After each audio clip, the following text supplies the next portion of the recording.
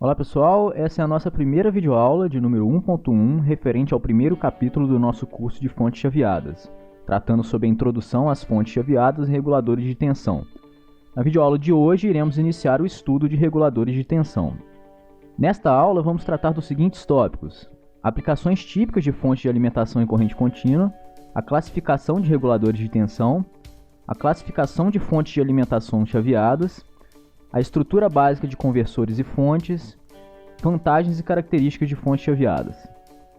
Vamos começar falando então de algumas aplicações típicas de fonte de alimentação em corrente contínua.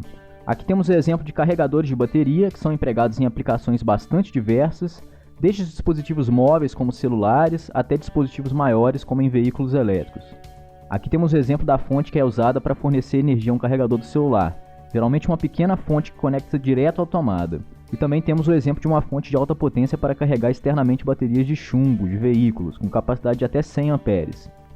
Já aqui mostramos outras aplicações bastante usuais também, que são os VRM, Voltage Regulator Modules, basicamente reguladores comutados de tensão, que vemos embutidos em placas-mãe de processadores e computadores e que servem para alimentar o processador com uma tensão muito baixa e uma corrente muito alta, ao mesmo passo que permite uma dinâmica bastante rápida para poder alimentar as oscilações em altíssimas frequências de corrente que o processador demanda. A gente costuma reconhecer rapidamente esses VRMs através dos indutores e transistores que aparecem logo ao entorno do processador. Outra aplicação bastante universal é na alimentação de produtos eletrônicos que operam, por sua própria natureza, em corrente contínua, portanto tem geralmente uma fonte interna embutida para permitir a conexão do equipamento com a rede elétrica. As fontes ATX de computadores e essas placas de fontes que geralmente possuem os monitores de TV são dois exemplos bastante usuais, além de qualquer outro tipo de sistema que exija um microprocessador, como por exemplo eletrodomésticos e eletroportáteis. As fontes de alimentação CC também encontram uso em aplicações que exigem níveis muito altos de tensão, acima de kV, como por exemplo geradores de ozônio para desinfecção de superfícies ou tratamento de água e alimentos, tubos de raios catódicos em TVs ou monitores, tubos de raio-x, entre outros. Nesses sistemas pode ser necessário tensões contínuas desde dezenas de kV até centenas de kV. Outra aplicação muito comum é em sistemas de iluminação modernos, como o caso de lâmpadas fluorescentes compactas, luminárias LEDs e reatores eletrônicos para iluminação de descarga em geral. Neste sistema, as fontes têm a função de limitar e controlar a corrente desses dispositivos de iluminação, que geralmente não podem ser alimentados diretamente a partir da tensão alternada da rede, por características próprias de funcionamento. Por exemplo, lâmpadas fluorescentes e outras lâmpadas de descarga são incapazes de limitar a própria corrente, então se autodestruiria se fossem conectadas sem um reator. Enquanto que LEDs são dispositivos de corrente contínua em baixa tensão e, portanto, precisam de limitação e controle da corrente dentro de uma faixa bem estreita de tolerância.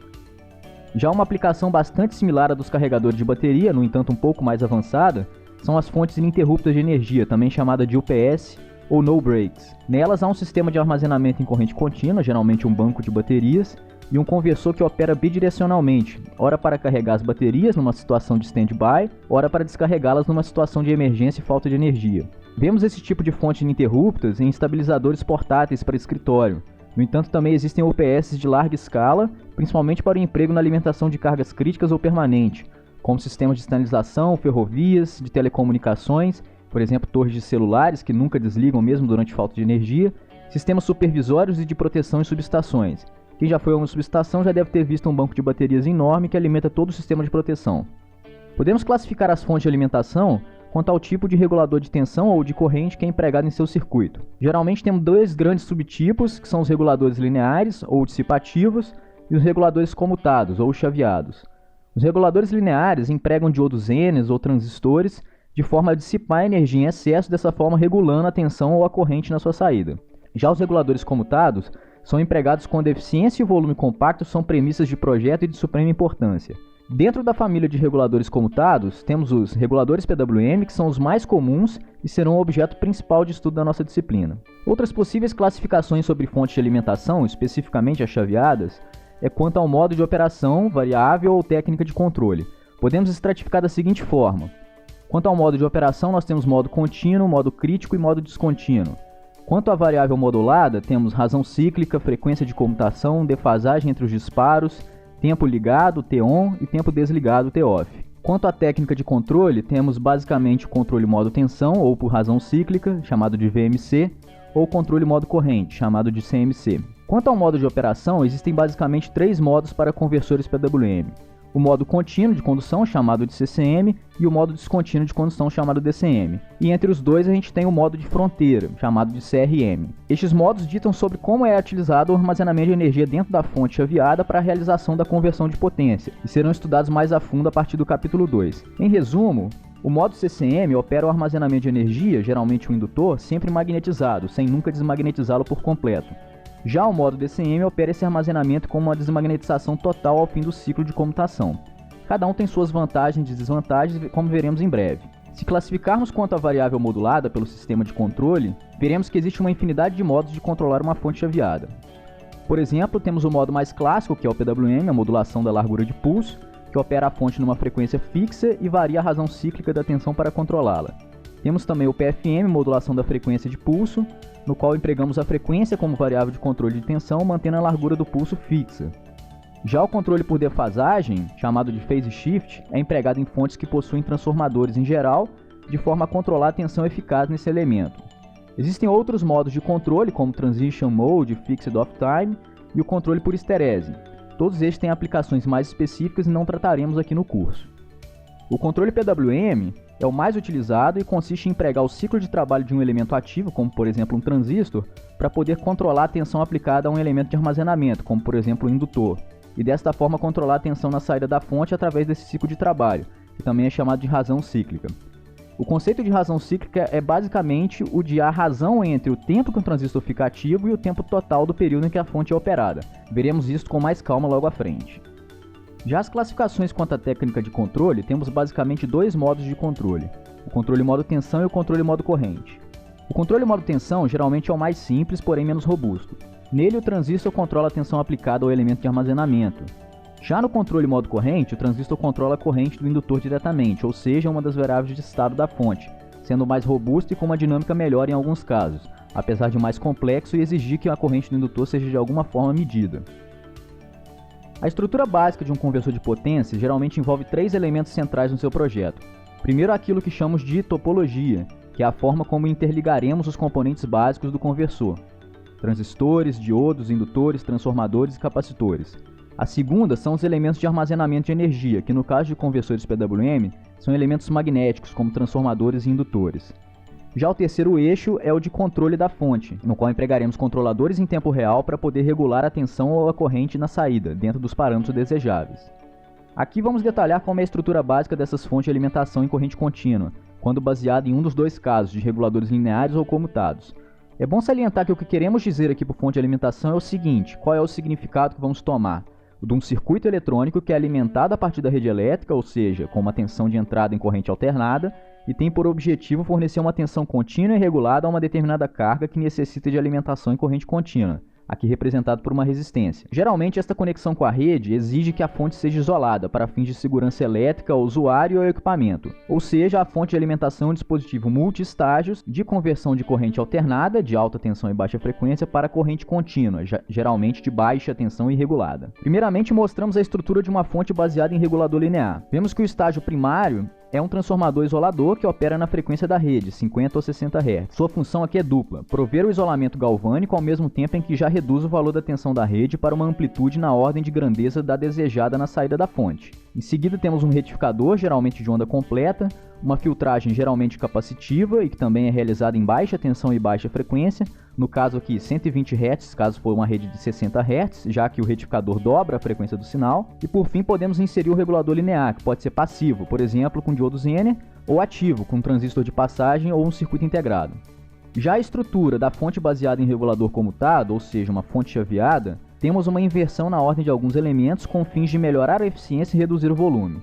Temos primeiro uma retificação, que é feita em alta tensão, direto da rede alternada, seguida pela filtragem capacitiva, que é feita também na alta tensão, isso é, na tensão de saída do retificador, e isso reduz a capacitância necessária, como veremos. Em seguida, entra o regulador de tensão comutado por si só, que neste caso é uma topologia isolada de alta frequência, com o transformador operado por uma rede de comutação na ordem de dezenas até centenas de kHz. O regulador comutado aqui cumpre o papel duplo de prover isolação galvânica e regulação de tensão, que na fonte linear era feita em dois estágios diferentes da estrutura. Vamos primeiro dar uma olhada nos elementos que compõem uma fonte linear desse tipo mostrada. Aqui temos o diagrama esquemático de como uma fonte linear pode ser implementada. Neste caso, estamos empregando um retificador de onda completa a 2 diodos que emprega um transformador com derivação central. Na saída do retificador, emprega-se um capacitor de capacitância elevada de forma a filtrar a tensão pulsada ao máximo possível, que em seguida é alimentado a um regulador. Um exemplo simples de regulador linear acedado, puramente passivo, é o regulador shunt com Zener, que costuma ser empregado quando as potências exigidas da carga não passam de poucos watts, 1 a 5 watts em geral. Em potências maiores, é mais comum recorrer a um circuito integrado ou um circuito discreto envolvendo transistores para regulação da tensão. Aqui destrinchamos os elementos internos de uma fonte linear típica, tal qual a estrutura mostrada. Podemos notar que uma fonte deste tipo, mesmo para potências bastante baixas, é relativamente volumosa. Isso se deve principalmente aos elementos que são operados em baixa frequência, isto é, a frequência da rede ou o dobro dela, em especial o transformador e o capacitor. Vejamos agora o caso do regulador comutado.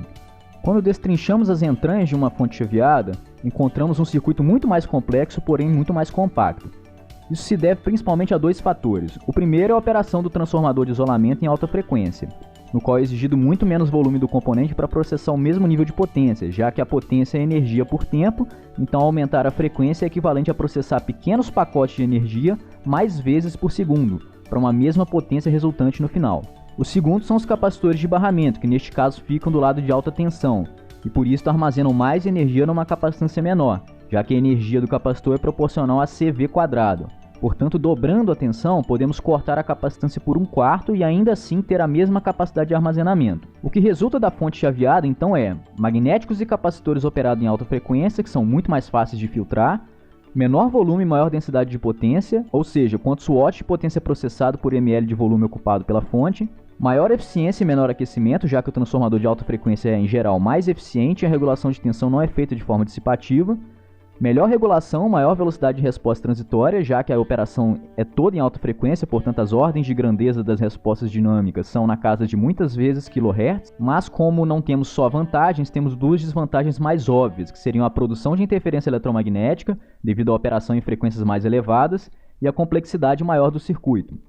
O custo pode até não ser dominante, uma vez que os componentes de uma fonte linear, como transformadores, capacitores e dissipadores, por serem volumosos, são geralmente mais caros. Vemos nessa placa de circuito aqui alguns elementos interessantes da fonte.